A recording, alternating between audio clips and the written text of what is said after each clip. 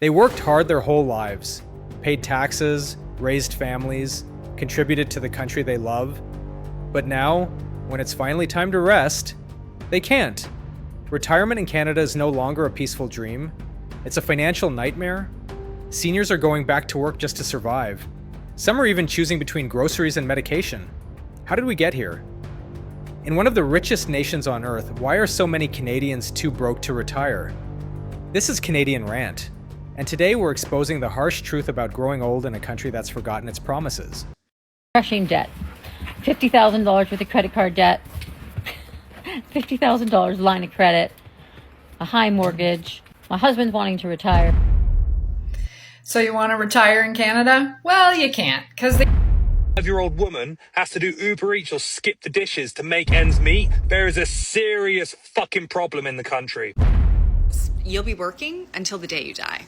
And you know what? I refuse to accept that. Don't retire in Canada. See, let's be honest.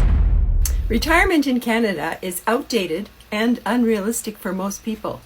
Do you feel like you will never, ever, ever be able to retire? I want to share this story with you. Groceries, expenses, anything. It won't pay rent, mortgage. 731 CPP, he's worked his whole fucking life. It is not enough today in today's economy to sustain retirement. Retired at 55 with not quite enough money to live off of. Welcome back to Canadian Rant, where we speak the truth about what millions of Canadians are silently going through. If you believe these conversations matter, if you believe our seniors deserve dignity, not debt, then hit subscribe, share this video, and be part of the movement demanding real change. For decades, we were told that if we worked hard, saved a little, and played by the rules, we'd earn a comfortable retirement. But that promise? It's been broken. Across the country, more and more Canadians are realizing they'll never retire. The cost of living is too high, savings too small, and pensions too weak to keep up with inflation. People who spent 30, 40, even 50 years working, now standing behind cash registers, delivering food, or driving rideshare cars just to make ends meet. It's not because they want to work, it's because they have to. And when the system tells seniors to tighten their belts, while corporations report record profits, you know something is deeply wrong. So today we're pulling back the curtain on the retirement crisis in Canada. Because what's happening isn't just a personal struggle, it's a national failure. Don't like being political, but I'm going to be political because this is apolitical. This is against every single party. If a 75-year-old woman has to do Uber Eats or skip the dishes to make ends meet, there is a serious fucking problem in the country. There should be absolutely no reason in Canada in 2025 that a 75-year-old lady needs to go and do Uber Eats or skip the dishes to be able to afford to live. What are we doing as a society? What is going on? This is a message to every fucking politician, not the left, not the right, every single one, because I don't think any of you stand for this being okay. It's a disgrace. Absolute disgrace. So you want to retire in Canada? Well, you can't, because they keep moving the bar on you.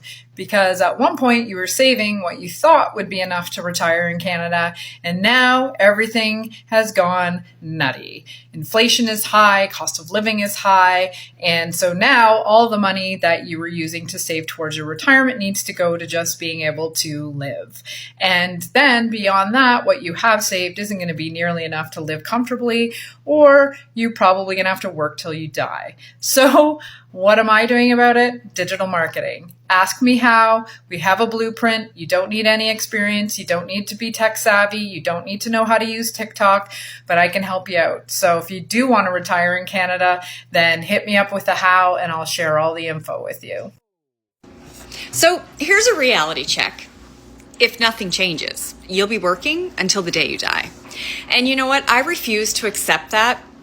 I really do. Inflation in Canada right now is absolutely freaking insane. The cost of living keeps climbing and retirement feels like it's being pushed further and further out of reach. And for so many of us, that retirement doesn't even feel real anymore. And what about our kids? Okay? Their future looks like, well, a lifetime of debt, dependence, on us if things don't change.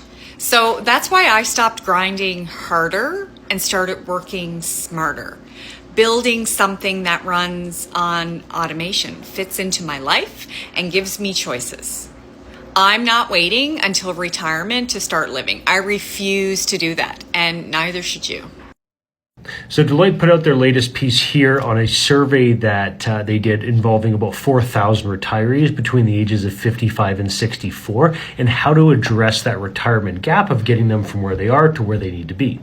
The biggest takeaway from their survey is that about 86% of pre-retirees are at varying degrees of running out of money during retirement. Now here is the list of what they came up with as their solution to bridging that gap for those pre-retirees. Do you think this list is sufficient, or what else do you think needs to happen in order for you to hit your retirement goals? The number one worry of people over 50 in Canada is not about aging. It's about having enough money. Is your money going to last as long as you're going to last, right? And if you found yourself in a position where you're trying to figure out what you're going to do for your future, you might want to take a look at what I've got. Apparently, I'm not the only one. As of today, 65% of Canadians over 50 cannot afford to retire. We've created a generation that if you don't look after yourself, you're not going to be well looked after. Digital marketing is my solution, and I can help it make it yours too. Send me a... Hi. So I retired about a year and a half ago. I'm 56 and a half, and I retired at 55 with not quite enough money to live off of. But, you know, how much would you pay to not have to work? I've got a good routine going. I'm doing the yoga and the walking, and I'm working on my novels. And it's been awesome. It's been great. I love it. But the truth is, I can't really afford to live this way. And so every once in a while, I think about, you know, I should get a part-time job, or, you know, get out of the house and do other stuff. And the truth is, I feel like I'm still recovering from my work life, and I don't really want to do anything else. And I understand that I'm paying for that by being poor. Do you feel like you will never, ever, ever be able to retire? I want to share this story with you because it's amazing. So there's someone in our community named Wendy. Wendy was a 55-year-old mother and grandmother to 3 little ones, working a 9-to-5. She did the Dave Ramsey thing to save up money, but she said at the way she was going, she'd be retiring somewhere around 80, and she did not want to do that. She hopped onto this blueprint, got dialed in, and this same Wendy, within, I think, 8 to 9 months, was able to not only make enough money, she actually retired herself within 8 to 9 months. And the exciting part is she just posted in our community, she made in one day made $4,600. Isn't that amazing? I want to share with you exactly how Wendy did it.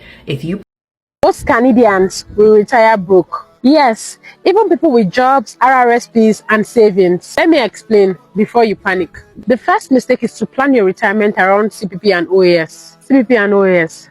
That's about $1,200 to $1,600 a month. Like buying a coffee and donut from Tim Hortons and expecting it to fill you for the whole day. It won't. Same way that pension won't cover rent, gas, groceries, or property taxes. The second mistake is to think RRSP refunds is free money. CRA will still take their share later.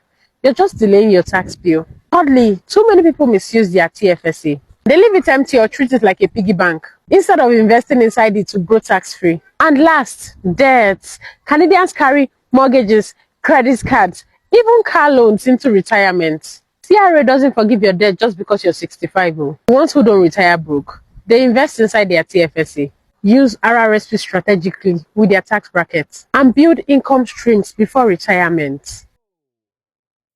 3 huge reality checks today in one day.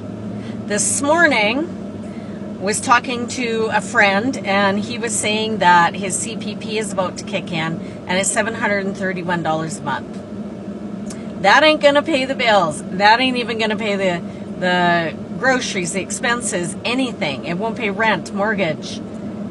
$731 CPP. He's worked his whole fucking life. That's all he's getting. Number 2, I went to Saskatoon today and I popped into McDonald's. I don't eat there because it's disgusting, but I do like their iced coffees. So I popped in to grab an iced coffee before I went for a pedicure. And there was two things in the McDonald's. There was a lady that was probably 20 years my senior. I'm 58 years old. She's working in McDonald's. Probably not because she wants to, but because she has to. That's pretty shitty. Second thing, one skip the dishes guy comes in, younger guy. Behind him comes another skip the dishes guy, who again is probably 20 years my senior, I shit you not. The guy could barely walk, and he's doing skip the dishes. So I don't even think I need to explain or go into detail about this shit. You guys think about that today. Those are some hardcore reality checks.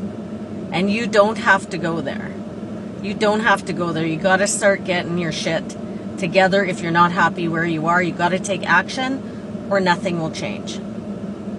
You're not going to earn more money at your same old 9 to 5 because you are tied to their schedule. You work when they tell you to and for what pay. Crushing debt. $50,000 worth of credit card debt. $50,000 line of credit. A high mortgage. My husband's wanting to retire. We sat down one day with a pad of paper and a pen. We wrote down all of our expenses per month. And then we got a shock when we looked at our new income. Because it was $3,500 less than it used to be when he was working. I collected a disability pension for the last 10 years. And I went online, I was looking at all these people having these testimonials of selling digital and affiliate marketing products online. They were making $500 days, $2,000 days, like just unbelievable. So I thought, what? If they can do it. So I went and I purchased a course and I've been reading it and following it, trying to do all the steps I'm supposed to do so I can make some. This is the financial situation for the average Canadian at the age of 65. You see that they have about 129,000 saved up in their RSPs, 31,000 in the TFSAs, and a total income and a yearly total income of $23,500 per year, which brings it to $1,958 per month. Now ask yourself this: can you live on $1,958 per month? You have to consider there's rent, there's bills, there's groceries, and you also want to be able to retire comfortably and live comfortably. You see, the reason why this is happening is because people are not educated enough about money and how money works. You see, people think that they have time, but they actually don't have any time. Most Canadians don't save and they don't invest early enough. On top of that, CPP and government pensions were never meant to fully support you. It just meant to top up your savings and the money that you have already saved up. Last but not least, retirement can actually last 20 to 30 years plus, and $1,958 is nearly not enough to fully support a retirement of 30 plus years. This is why financial education is truly as important as ever before. Because you see, for the majority of retirees, they're actually living longer than before, and they're actually more susceptible to disabilities, injuries, and even financial devastation, and also getting sick because their bodies can only do so much. And many of them, they rely too much on government support, and they rely on their family members or other people during their retirement. So the solution for this is to build multiple streams of income, is to also protect your money, is to save and to invest early enough in your life as soon as possible, but more importantly, to get educated about finances and about money. That way you can be in a better position to build wealth and to retire comfortably. But I'm going to add one more thing. Working with a licensed financial professional that will not only look at one or two aspects of your finances, but also help you look at a total picture about your finances. If you want to be that person that can retire comfortably, save and invest early enough in your life, but also learn more about how money works so you can become your own money manager. Follow for Hells yes, you can teach an old dog new tricks. I'm Lori, mama for adult kids, Grammy of 3 from a dinky ass town in Saskatchewan. I recently did a post on CPP in Canada here, and it went a little crazy.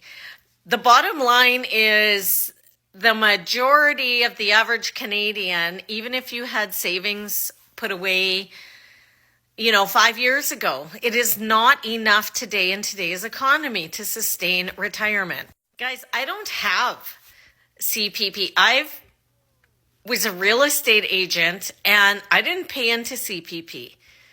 And, I'm not alone because there's stay-at-home moms, there's people that have had disabilities or different circumstances in their lives where they're unable to work and contribute to CPP, which, to be honest, it's not enough today. The bottom line is you're not too old to learn new tricks. I started earning online when I was 52 years old. I'm 58 now. I've been earning online for just about 6 years. It'll be 6 years next month. And it is the only way that I am able to survive. I tried a day job that paid me $2,500 net a month. I did that for just over a year. And that didn't even pay my basic expenses.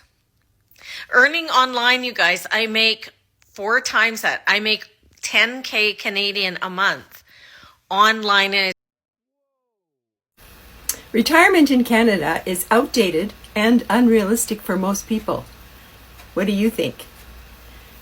I'm Christine, and I have been doing a little bit of research in Canada, and one of the things I've discovered is that the average pension is between $1,300 and $1,700 a month for pensions in Canada, right?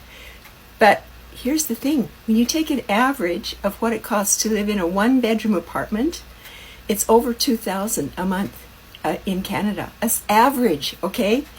So if your pension is one of those small pensions, how can you pay rent, let alone put food on the table? I'm leaving those thoughts with you, and I'd love to hear what you think about retirement age.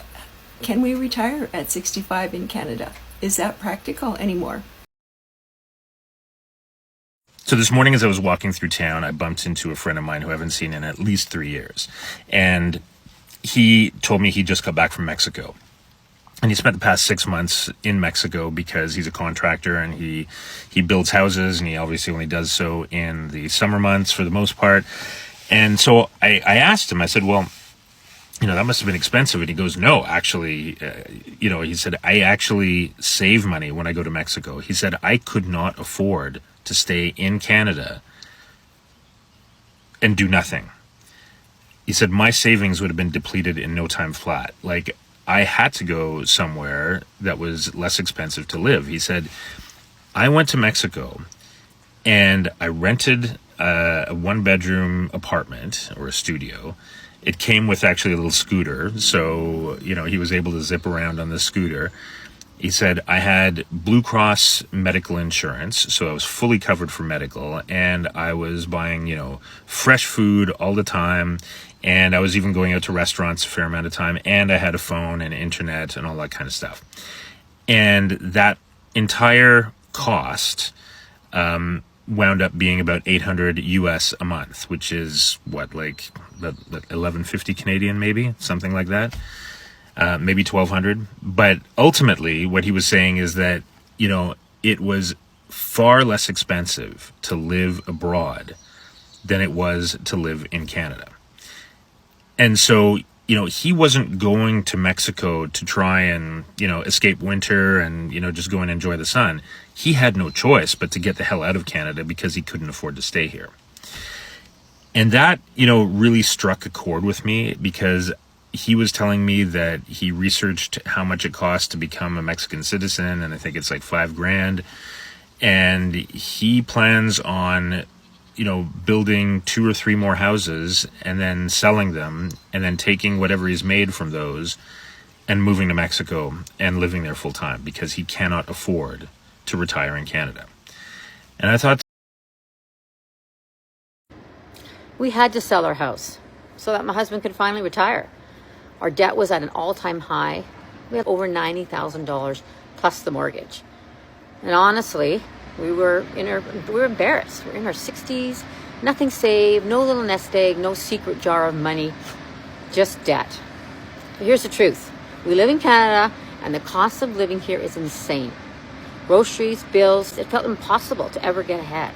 Then I started seeing these women just like me online. They're not CEOs or fancy people, just everyday women, sitting on their couches, walking with their kids in the park, and making $20,000 a month. I'm thinking, if I can change one person, skip the stress for them, it's worth it. Don't retire in Canada. See, let's be honest. Retiring in Canada as a Naija person is not the dream that many people think it is. In fact, for some Naija people, it can quickly turn into a financial nightmare. Imagine that you have worked all your life in Canada. You've done all the job there is. Factory, survivor, even professional jobs. You're paying bills, you're raising children, and you're sending money back to Naija and keeping up with Canadian taxes. Then one day, you now reach retirement. You expect peace and comfort, but let me tell you the truth that nobody's really telling you. Your Canadian pension might not be enough, and that is the truth. Many Naija people, they retire here only to realize that after paying rent, utilities, groceries, and healthcare, there is barely anything left for them to enjoy life. It is true, healthcare may be free in Canada, but growing old here in Canada comes with its own stress. The system is stretched, the wait times to the hospitals are long, and if you don't have family close by, you see loneliness, it becomes a real issue. Some Naija people, they end up spending their retirement money on flights to go back and forth because deep down, they never feel fully at home here in Canada. Now, you think about this. Back in Naija, your money stretches further. A single pension that barely covers rent in Canada can build you a decent home in Lagos, Port Harcourt, or even in your village. You can afford help, like house help. You can eat fresh food and live with people around you like community. Yet, many people stay here in Canada because they don't want to lose face or admit that Canada might not be the best place to grow old. The hard truth is this: retiring in Canada as a Naija person is not always worth it. Yes, Canada gives you stability, structure, and healthcare, but it can also give you isolation, high cost, and a retirement that does not feel like freedom. And that is why more and more Naija people are choosing half and half. They keep their Canadian benefits, but they spend most of their retirement years back home in Naija, where the life is warmer, cheaper, and more connected to their community. So, before you plan your retirement, ask yourself, do you want to just survive in Canada as an old Naija person, or actually live fully, maybe in the very place that you once ran away from? What do you think? Would you rather retire in Canada, or would you go back home to Naija when the time comes? I'd like to hear from you, so let me know in the comment section, because this is a conversation that Naija people need to start having. And that is the painful truth about retirement in Canada. For generations, Canadians believed in a system, one that promised security after a lifetime of hard work. But now, that promise is slipping away. The dream of retirement, peaceful mornings, travel, time with grandchildren, is being replaced with anxiety, bills, and endless worry about running out of money. You see it everywhere. Seniors selling their homes to pay off debt. Older Canadians moving back in with their kids, or worse, skipping meals to stretch their fixed income. And the sad irony? Many of them helped build this country. They worked in factories, schools, hospitals, and small businesses that made Canada what it is. But when it's their turn to rest, the system turns its back. The truth is, the numbers don't lie. Canada's average pension isn't enough to cover basic costs. CPP and OAS haven't kept up with inflation. Housing costs have exploded, and even healthcare, once a source of pride, is becoming harder to afford for many seniors. And while politicians argue and promise reforms that never come, real people are quietly suffering. Let's be honest, aging shouldn't feel like punishment. It should be a time of peace, reflection, and well-deserved rest. But in today's Canada, growing old is becoming a financial risk. So what can we do? We start by talking about it, by refusing to let this issue fade into silence, by demanding accountability from leaders who claim to care about affordability, but ignore the people who built this nation from the ground up. It's time we ask, why can billion-dollar corporations get tax breaks, but our seniors can't afford a roof over their heads? Why do we reward greed, but punish age? If you're watching this, and you're struggling to make your savings last, or you're terrified that your future retirement will look the same, you're not alone. Your story matters, your voice matters. Tell us in the comments. What does retirement look like for you or your family? Are you planning to work past 65? How do you feel about what's happening? And if you believe this conversation needs to be louder, if you want to stand up for our parents, our grandparents, and our own futures, hit that subscribe button, share this video, and help us push this story across Canada. Because no Canadian should have to work until they die. No one should have to choose between food and medicine at 70 years old. This is Canadian Rant, where we turn frustration into action, because our voices together can make a difference. Stay strong, stay hopeful, and remember, we can't fix what we refuse to face.